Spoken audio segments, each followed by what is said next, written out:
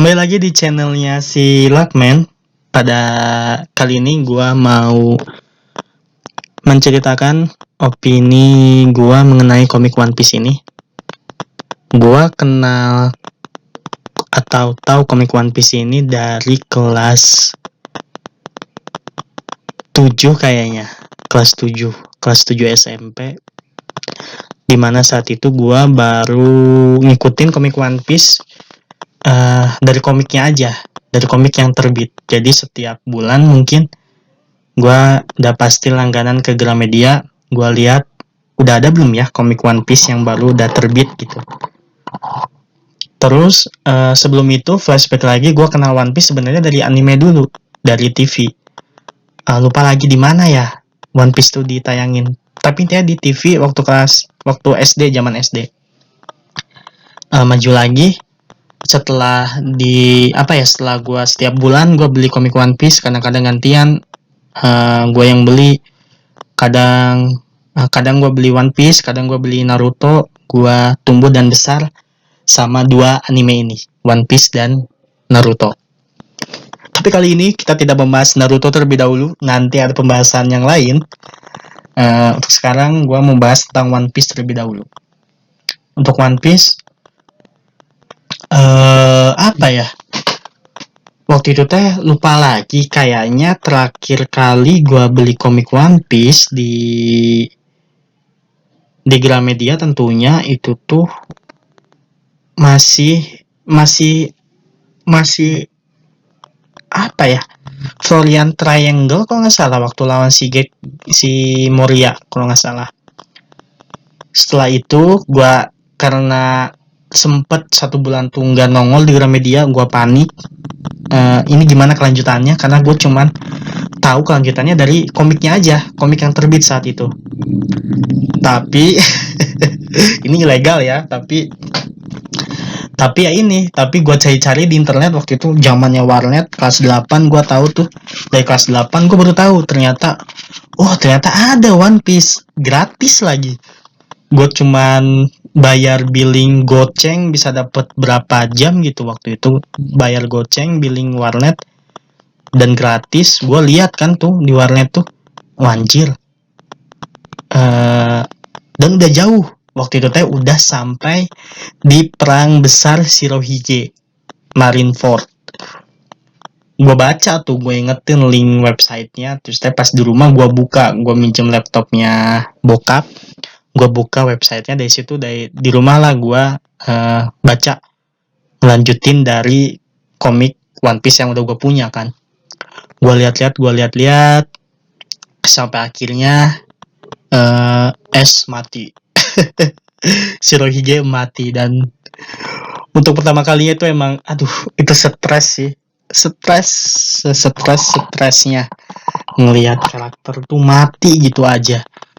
Dan itu nggak bisa tidur 2-3 hari lah, nggak bisa tidur nyenyak karena kepikiran sama cerita One Piece. Dan nggak berani buat lanjut buat baca cerita One Piece karena ternyata masih udah panjang. Sedangkan komik di Indonesia cenderung telat dari komik aslinya di Jepang gitu. Misalnya komik di Jepang udah volume 45 gitu, tapi di Indonesia baru volume 38 karena mungkin keterbatasan dari terjemahan. Karena kan pasti terjemahan dari, nggak tahu ya terjemahannya apakah langsung dari Jepang ke Indonesia ataupun nunggu dari Jepang ke bahasa Inggris, baru dari bahasa Inggris ke Indonesia, nggak tahu juga. Tapi intinya lama lah, udah ketinggalan jauh banget. Nah dari situ gue ikutinnya dari updatean dari website ilegal. Tapi setelah SMA gue mulai nyicil tuh untuk sekedar ngoleksi komik One Piece. Sampai akhirnya sekarang udah benar-benar berhenti gitu. Sekarang bacanya kan ada website resmi juga sekarang di Manga Plus. Jadi sekarang nunggu di websitenya itu aja buat update terbaru dari chapter One Piece.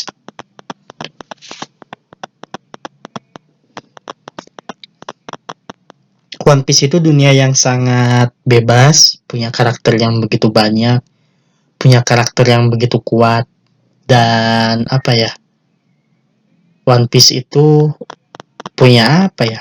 Punya keajaibannya tersendiri lah, punya dunia yang ajaib. Dimana ditongolin pertama kali punya karakter tapi tangannya bisa panjang, terus teh kebal sama peluru, terus dikenalin lagi sama karakter dimana dia punya gaya pedang 3 pedang gitu, gaya aliran pedang 3 pedang gitu, bayangin coba. Terus ditongolin lagi sama karakter laki-laki yang punya hidung panjang, terus ada laki-laki yang dia cuma bertarung sama pakai kaki doang, dan banyak monster laut, banyak lautan di sana, banyak jenis-jenis lautan, banyak monster raksasa, macam-macam pulau ada di One Piece tuh. Dan apa ya, gue bener-bener nikmatin semua perjalanan One Piece dari awal sampai saat ini gitu. Dimana bayangin dari umur 13 tahun mungkin, karena gue hitungnya dari komik gitu, gue baca di komik dari 13 tahun sampai sekarang di umur berapa, ke 20 baru udah 7 tahun. Buset, ada 1 dekade. Udah 10 tahun ngikutin perjalanan One Piece tapi belum tamat-tamat. Sedangkan Naruto udah tamat. Naruto tuh udah tamat tahun berapa ya? Pokoknya di chapter 700. Tapi lupa di tahun berapanya. Antara kayaknya sih sebelum pandemi udah tamat. Kayak sekitar tahun 2018-an kayaknya ya. Atau 2017. Pokoknya udah tamat Naruto. Karena gue pikir Naruto sama One Piece bakalan barengan tamatnya, ternyata oh tidak, Naruto duluan yang tamat ternyata. Sedangkan One Piece sekarang udah chapter 1047 kalau nggak salah terakhir. Bayangin masih berlanjut loh, Naruto sampai chapter 700 aja. Dan udah 1 dekade gue gue ngikutin One Piece ini, gila. Dari yang gue cuma liatin gambar-gambarnya aja sampai sekarang gue memperhatikan setiap perkataannya, setiap detail gambarnya, setiap ekspresinya. Baik perkembangan. Gue ngalamin perkembangan banget. Nikmatin komik One Piece ini. Terus, cuman sayangnya, sama halnya kayak Naruto gitu. Naruto masih banyak plot besar yang belum bisa terjawab. Dimana jenazah atau jasad Jiraiya gitu. Itu yang pertama, itu plot besar banget yang belum bisa dijawab sama Naruto gitu. Dan sayangnya udah tamat gitu. Terus tuh kenapa Neji dibunuh begitu aja. Terus plot-plot yang lainnya tuh tentang negara Konohanya juga. Siapa yang bunuh Hokage kedua. Terus kenapa Hokage ketiga enggak ngurusin si Naruto, padahal dia udah diamanahin sama Hokage keempat buat ngurusin. Terus kenapa ukuran tubuh Obito itu di umur yang masih remaja bisa sama kayak ukuran tubuhnya si Minato. Itu plot tersendiri ya, plot yang gue ambil tersendiri gitu. Kenapa Madara tiba-tiba dihianatin sama Zetsu Hitam? Kenapa tiba-tiba ada Kaguya?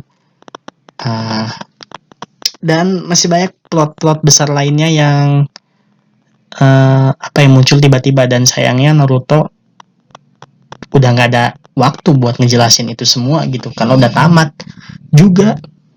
Dan sedangkan One Piece pertama kali yang paling terdengar adalah pertama itu ada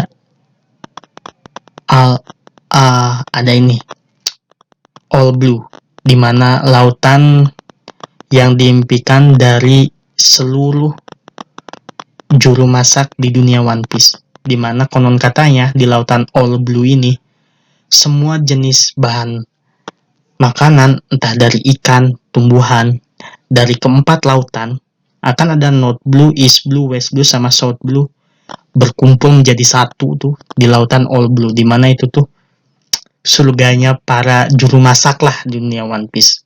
All Blue belum ada petunjuk sama sekali seperti apa dan di mana.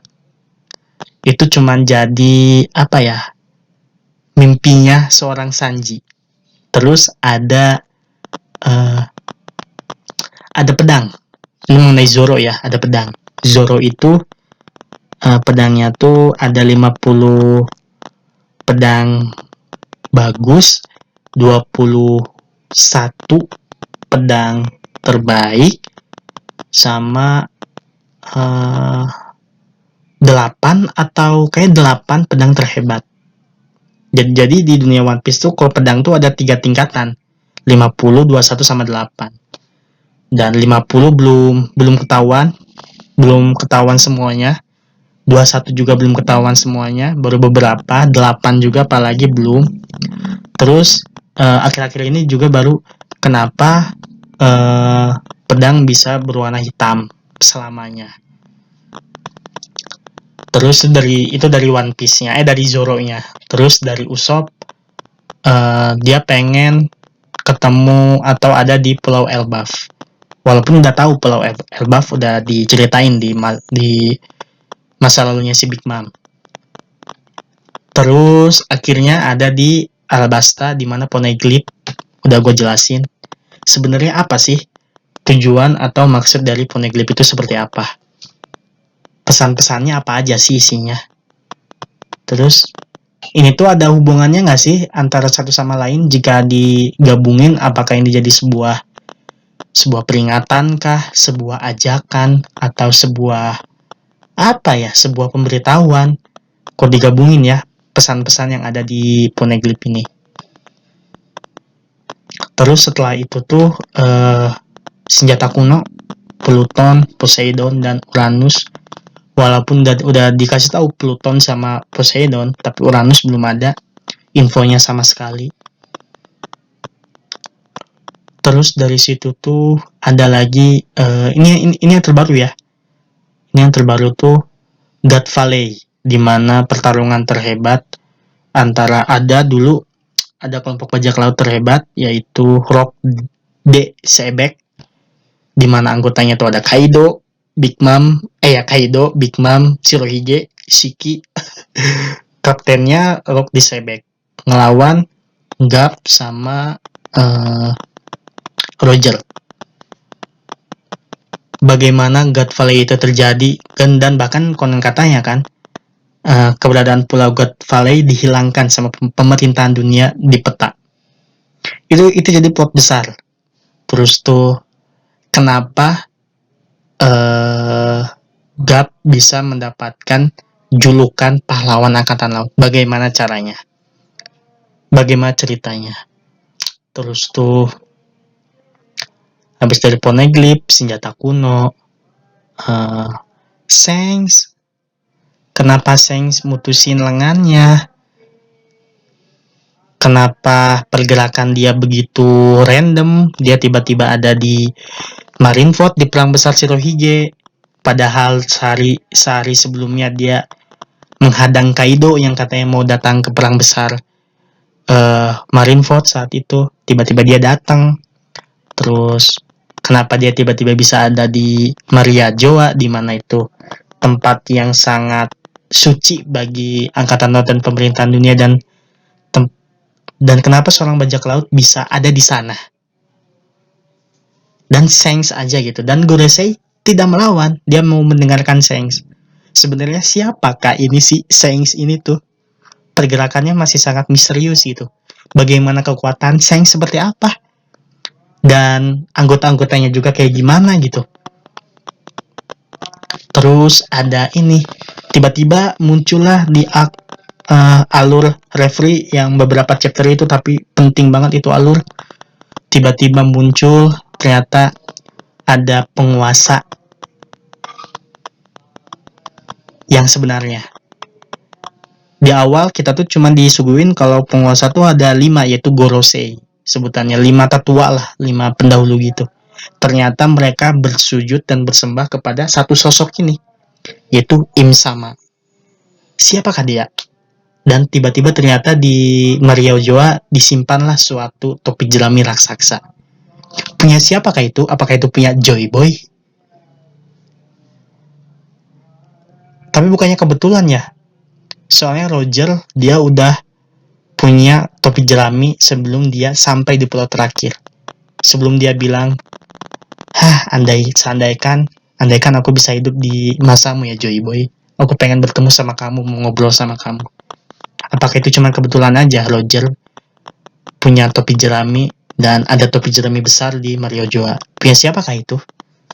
Terus apa yang menyebabkan Kuma tunduk dan menurut ke pemerintahan dunia, sedangkan dia itu benar-benar agen pasukan revolusioner? Apa visi misi dari pasukan revolusioner? Apa kekuatan dari Dragon? Ayahnya Luffy. Siapa ibunya Luffy? Siapa ibunya Zoro? Siapa orang bapaknya Zoro?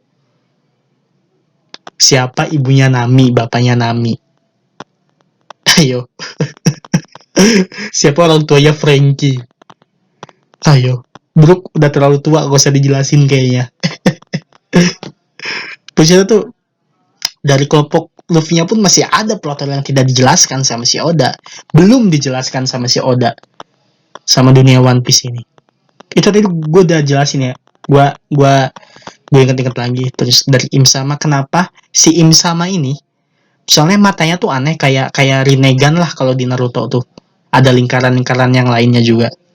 Kenapa dia nyobek poster Vivi, Nefertari Vivi, Luffy, sama Shirohige. Ada juga posternya Shirahoshi, dimana dia tuh Poseidon kan. Apakah dia nganggap Shirahoshi itu sebagai ancaman dan pengen dibunuh? Apa yang terjadi sama Sabo setelah insiden referee?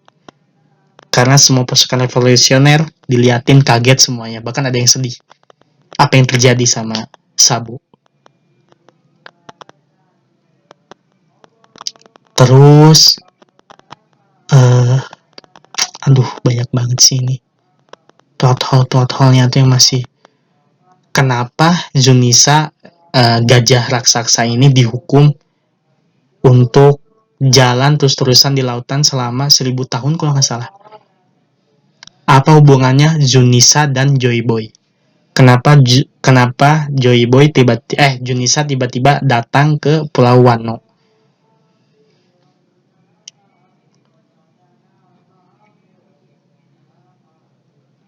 Terus ini untuk episode kali ini gue cuman mau ingetin aja sih, reminder kepada diri gue sendiri untuk ini One Piece tuh masih banyak loh, masih panjang, plot hole-nya tuh masih banyak, tersebar di mana-mana.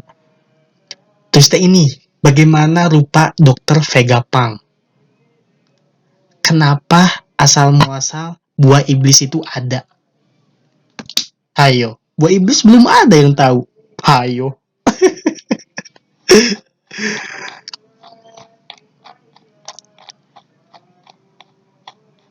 Terus tuh, aduh, Vegapunk udah, buah iblis udah.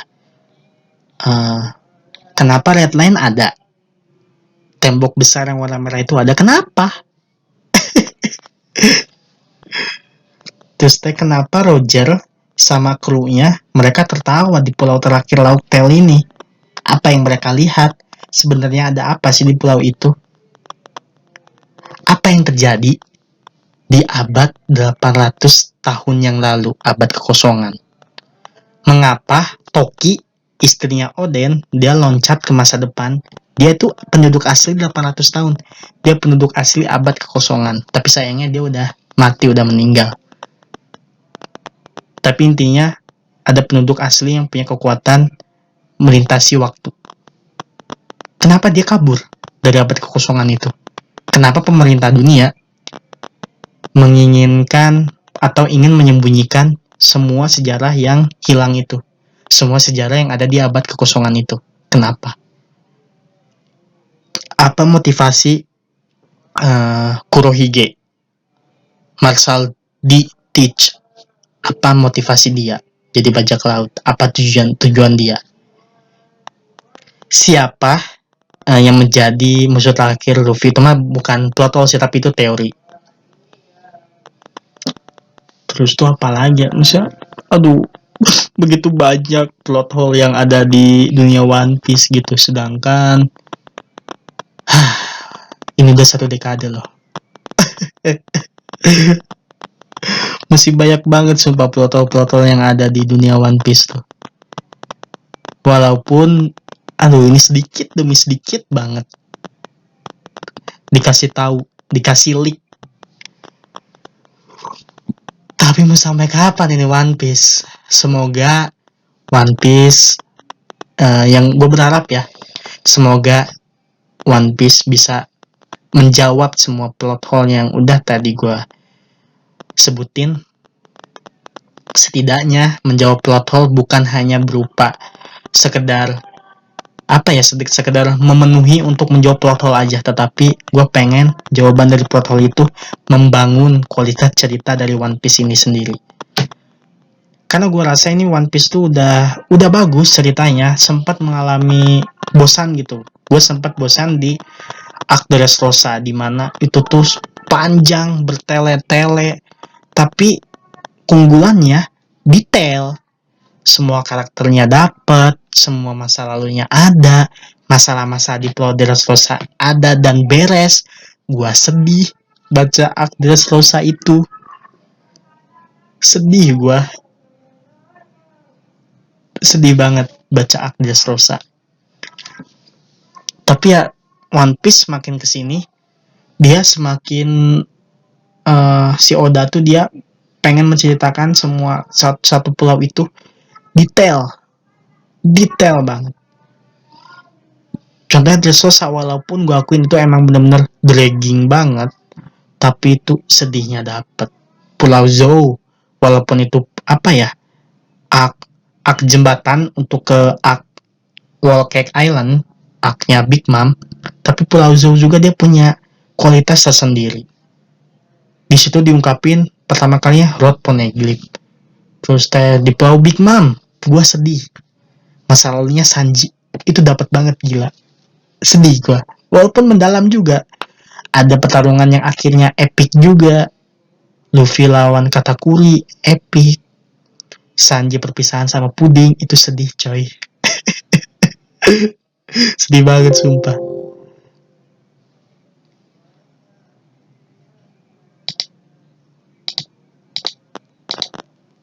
Sedih banget lah.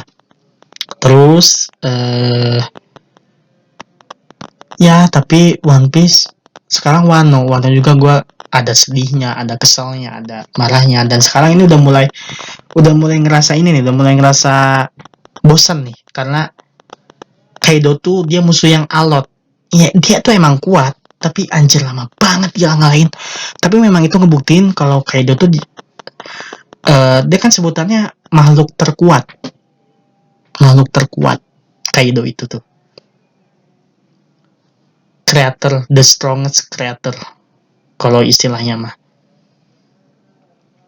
Ya tapi semoga ini Wano bisa memberikan sebuah gebrakan nanti setelah perang akan apa yang terjadi. Ya gue berharap semoga One Piece ini akan menjawab semuanya. Tadi apa itu One Piece? Artinya One Piece kan satu pecahan ya, atau satu buah piece. One Piece satu buah. Apa ini tuh One Piece tuh apa? Ayo. One Piece apa? Masih belum tahu kan One Piece itu tuh kayak gimana. Ya tapi gue berharap komik One Piece ini menjawab semua plot hole-nya, tapi plot hole-nya terjawab, bukan hanya sekedar menjawab aja, tapi menjadi membangun cerita atau mendukung cerita One Piece menjadi jauh lebih baik lagi. Dan semoga endingnya nggak buru-buru seperti dua pendahulunya ya, dua temannya ini udah tamat nih. Dulu tuh jadi ada sebutannya tiga manga terbesar, One Piece, Naruto, sama Bleach. Bleach duluan yang tamat, endingnya buru-buru dan nggak greget gitu endingnya tuh. Asli nggak greget banget, ngambang. Pertarungannya cuman si Ichigo ngejar si Yuwatch kabur ke atas ke istana Rajaro, si Ichigo kabur lagi, Habis dapet si Iwatch kabur lagi ke bawah, si Ichigo ngejar lagi ke si Iwatch ke bawah, ke si Rete, misalnya kejar-kejaran. Tapi pas sudah dapet nggak berantem, bukan berantem sebutannya, cuma manipulasi Ichigo sama Aizen doang. Ditebas sudah, tamat. Tapi memang Bleach tuh dia punya kualitas gambar yang bagus di antara One Piece sama Naruto. Tapi endingnya kayak gitu. Gue akuin gue juga kecewa. Gue suka Bleach tapi endingnya kayak gitu. Naruto juga buru-buru. Buru-buru banget dia. Tiba-tiba ada Kaguya. Tiba-tiba Jetsu hitam nusuk Madara. Padahal Madara tuh udah dia tuh udah perfect jadi villain terakhir. Udah perfect. Madara itu udah perfect. Tapi tiba-tiba dia dibunuh, dihianati sama Jetsu hitam. Ada Kaguya. Dan ternyata kayaknya ini Kaguya ini jadi apa ya? Jadi apa ya? Jadi ya nanti dibahas lah di pembahasan Naruto. Ya kesal juga, Naruto juga buru-buru endingnya. Dan banyak kan plot hole juga yang belum terjawab di Naruto. Dan gue berharap One Piece nggak kayak gitu. Gue berharap One Piece nggak kayak Naruto sama Bleach. Kalau mau 1 dekade lagi, mau 10 tahun lagi, silahkan. Dan semoga gue juga tetap sehat gitu. Semoga gue juga diberikan kesehatan terus sama Tuhan Yang Maha Esa. Semoga gue juga bisa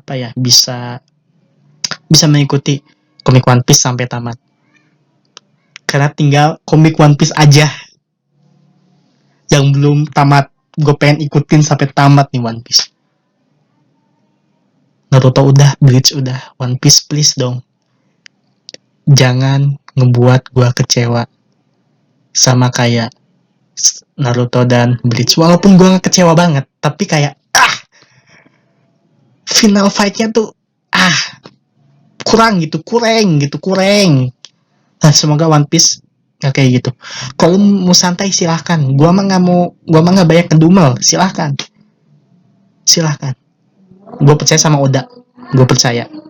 Terima kasih teman-teman yang udah mau mendengarkan di episode One Piece kali ini. Gua Lakman pamit undur diri. Oh iya, sehat-sehat terus ya. Dan dadah.